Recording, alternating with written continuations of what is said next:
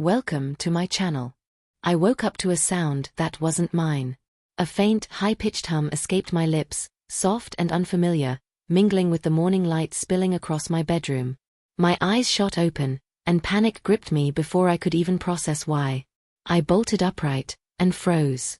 My hands weren't the same. Slender, smooth, delicate, with nails polished a pale pink, they trembled in disbelief. I raised them to my face, and that's when I saw it, the reflection in the mirror. Not me. Something sculpted, perfected, feminized beyond recognition. My hair fell past my shoulders in silky waves, eyes wide and shimmering, lips full and glossy. I stumbled back, heart hammering, and tripped over the edge of the blanket. The room suddenly felt enormous, strange, unfamiliar. My voice cracked as I tried to speak. What happened? It sounded like someone else's voice entirely, soft, melodic, trembling. Before I could process further, she appeared. Calm, composed, almost regal. She didn't need words at first. The look in her eyes said it all. This was her doing. I had been chosen, or trapped, in a reality I couldn't yet grasp. "You're ready," she said, each word deliberate, slicing through the fog of my panic. "Ready to live under my rules." I shook my head, stumbling toward the door, desperate, afraid. "No, this isn't real. I can't." She didn't flinch. She approached me slowly, deliberately, until her shadow fell over me. "It's real," she whispered. "And from now on, this is your life. Your choices, your body, your appearance. All under my control." I sank to the floor, staring at my reflection again. My chest rose unnaturally, my hips curved differently, my posture altered, forced into a feminized frame I didn't recognize. My mind spun. This can't be happening. This isn't me. I can't. And yet, deep inside, a strange, unwanted fascination stirred. Even as fear clawed at me, I couldn't tear my eyes away. The transformation was complete. I was hers. My body, my appearance, my life, and there was no undoing it. I didn't sleep that night. Not because I was scared, but because I finally understood that she wasn't joking anymore. The rules. The commands. The voice she used when she told me to sit still. Pretty boys don't talk back. It all replayed in my head like a looping nightmare I couldn't escape. But Section 2 doesn't start with fear. It starts with the morning she took away the last piece of control I had left. The sunlight hadn't even touched the curtains when I felt her fingers on my jawline. Gentle. Too gentle. Like she was sculpting something that belonged to her. "Wake up," she whispered, her breath brushing against my cheek. "Pretty things don't sleep in late." I froze. She was already dressed, silk robe, hair tied in a perfect twist, makeup flawless like she'd walked out of a photo shoot. And there I was, still trapped between who I used to be and what she was turning me into. Before I could speak, she lifted my chin. "Don't talk. Today, we begin properly." Those words hit harder than anything she'd said the night before. Begin what? Begin how? Begin with me? I didn't get time to think. She pulled off my blanket, revealing the soft pastel nightdress she'd forced me into hours earlier. It felt wrong on my skin. Too delicate, too revealing, too humiliating. Her lips curled. "You look softer already." I turned my face away. Big mistake. With one swift movement she grabbed my wrist, pulling me upright, her voice low and dangerously patient. "If you look away again, I'll tie your chin to face me." I swallowed hard. She wasn't threatening me. She was stating the next rule. She led me to the chair in front of the vanity, her vanity, where her perfumes, brushes, lip glosses, powders, and endless shades of lipstick were arranged like weapons. "Sit." I sat. Not because I wanted to, because my body simply obeyed. She tied a satin ribbon around my wrists and placed them neatly on my lap. "Today," she said, picking up a foundation brush, "we erase the old you." Her thumb traced my cheekbone as if studying the blueprint of a project she owned. Then the brush touched my skin. Warm. Soft. Slow. My breath trembled. "You don't get to twitch," she warned. "This beauty is expensive. And you will wear it perfectly." She tilted my chin again. This is obedience, not punishment. Obedience. That word sank like a stone in my stomach. But while she worked, it didn't feel like obedience. It felt like surrender. Not because she forced me, but because she was too good at this. Her precision. Her confidence. The way she controlled the entire room without raising her voice. She wasn't turning me into something ugly. She was turning me into something terrifying. Someone I could almost mistake for beautiful. And that scared me more than anything. She stepped back after the first layer and studied me with narrowed eyes. No, not enough. Her hand slid into my hair, pushing it back, examining. I need more femininity in your features. You'll get there. I tried to speak. You don't get to talk unless you're spoken to. She didn't even look at me when she said it. It wasn't anger. It was ownership.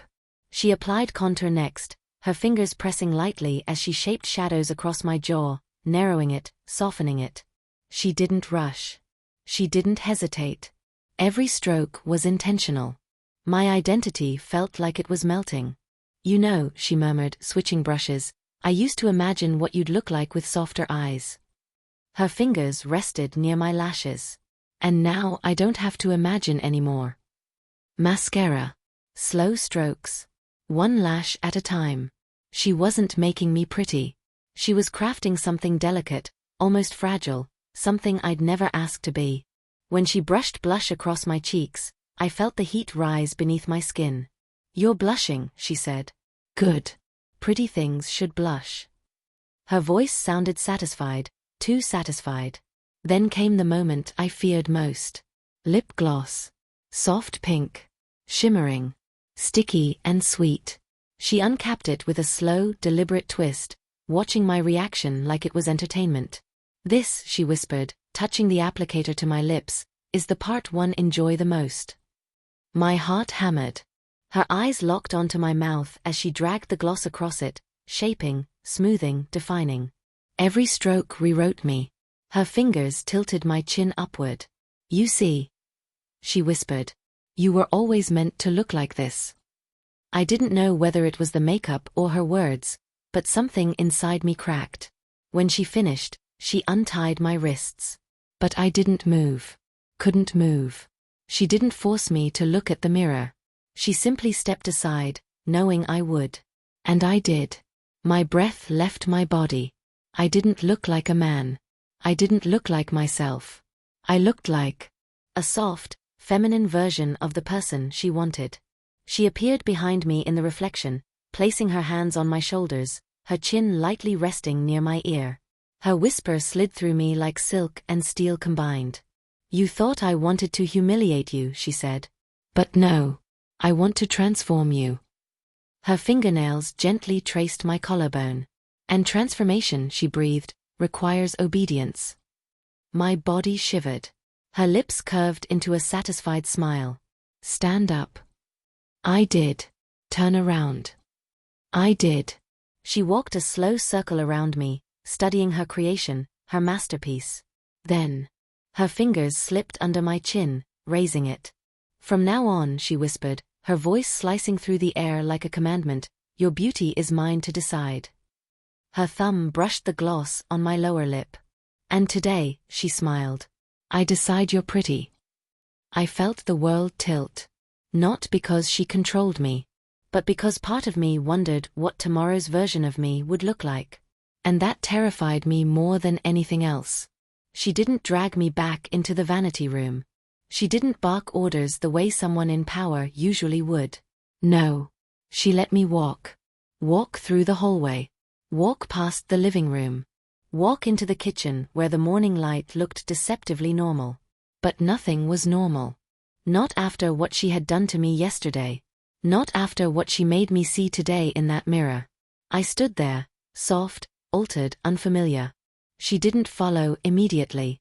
She let me stand and stew in my own panic. Then, her footsteps. Slow. Measured.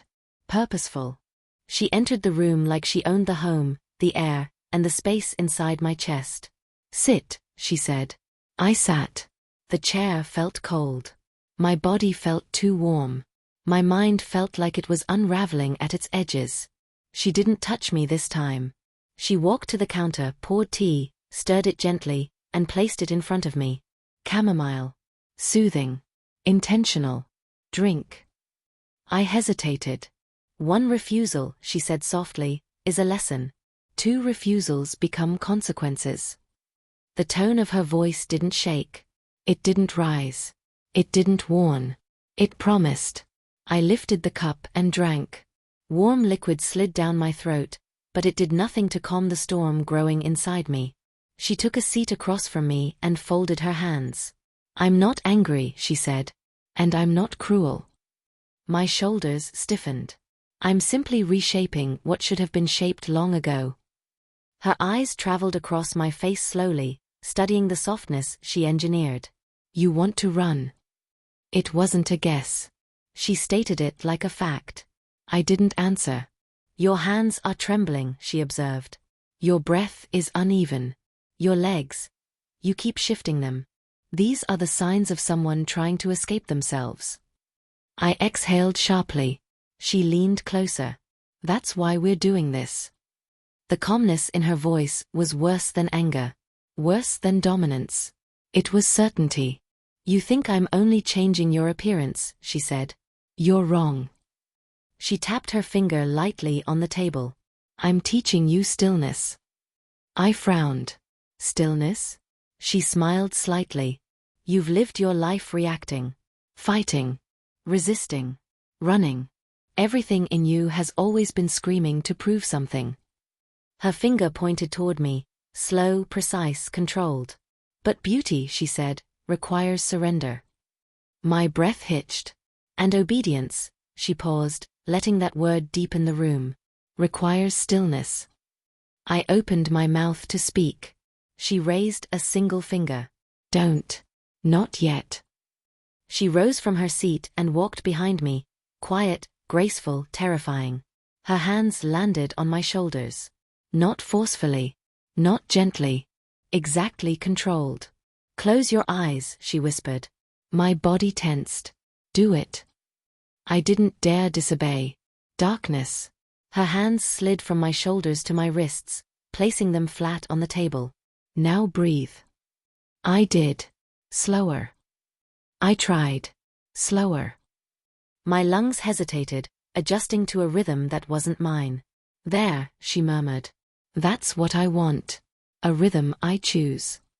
Her fingers traced up my arms, slow and deliberate. You're learning. My pulse pounded, but my body stayed still. Her lesson was sinking in whether I wanted it to or not. She circled me again, and when she spoke, her voice came from somewhere close, too close. Open. I opened my eyes. She stood in front of me, holding a thin velvet box. My stomach flipped. Here, she said, placing it in my hands. I stared at it, unsure. Open it.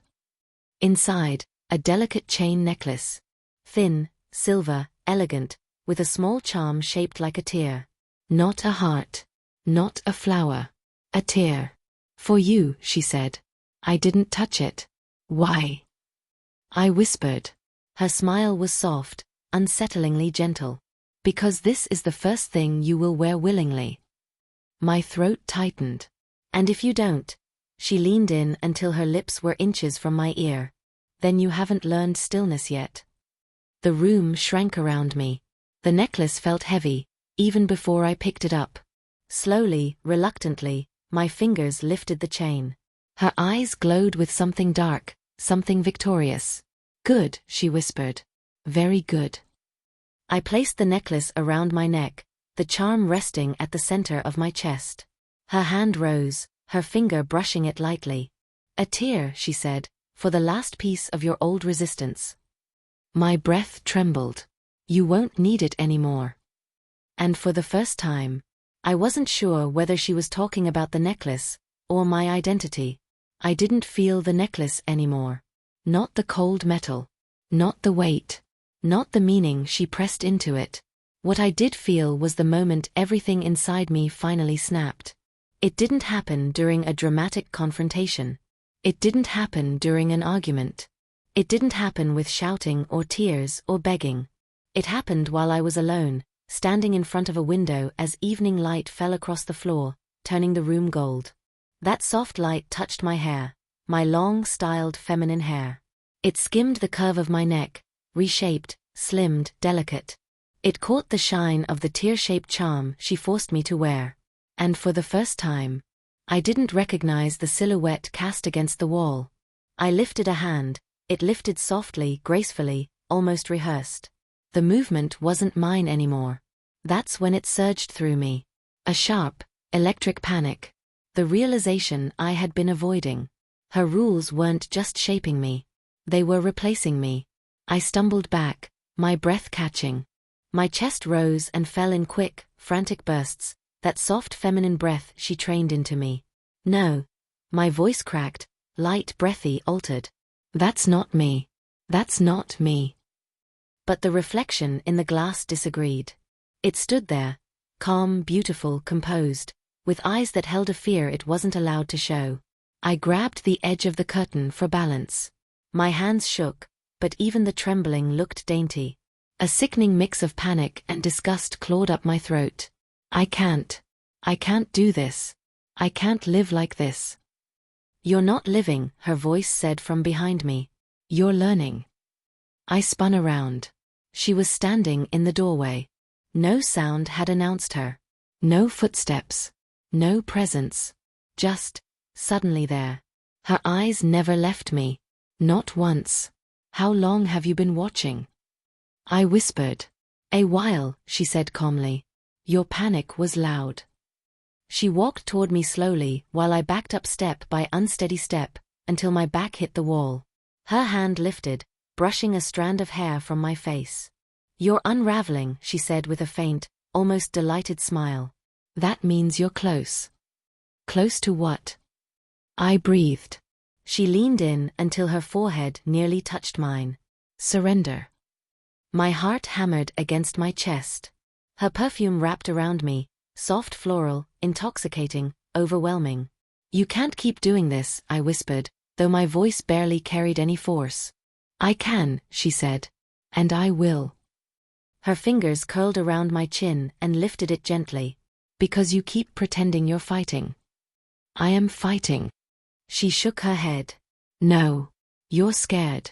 That's not the same thing. Her thumb stroked my cheek, painfully tender. If you were truly fighting, she murmured, you would have run. You would have screamed. You would have destroyed the things I gave you. Her eyes slid down to the necklace. But you put that on yourself. Heat rushed to my face. You manipulated me, I said. Of course, she replied softly, because you needed it. She stepped even closer, trapping me between her body and the wall. You think this is control? She asked, her voice lowering. You think I'm forcing you? Her breath moved across my skin, and my knees weakened. This, she said, touching the charm at my throat, is not force. This is your first act of acceptance. I wanted to push her. Shout. Break the necklace. Rip the charm off and let it crash to the floor. But my hands didn't move. Not because she held them. Not because she restrained me. But because I hesitated. That single hesitation sealed my fate. She saw it instantly. Her smile was slow, victorious, knowing. There it is, she whispered. The collapse. My breath shook. You're not losing yourself, she said. You're letting go of the version you never truly wanted to be. That's not true. She placed a finger on my lips. Then why, she whispered, does this feel easier than resisting? A chill surged through me. Because she was right. I hated it. I hated how right she was. It was easier. Easier to breathe softly. Easier to obey. Easier to let her guide me. Easier to accept the softness she carved into me. She pulled back just enough to meet my eyes fully. You're ready, she said. For what? For the rule you haven't realized yet. My throat tightened. What rule? Her smile deepened. The rule that ends the old you. Everything inside me froze. And then, with terrifying gentleness, she said the words. You don't choose who you are anymore. I do. The room spun. My legs gave out, and her arms caught me before I hit the floor. Her hold was steady, warm, unshakable. Let it break, she whispered into my hair. That's the only way you'll become what you're meant to be. And in that moment, in that terrifying, breathless moment, I felt the truth settle into me. I wasn't collapsing. I was transforming.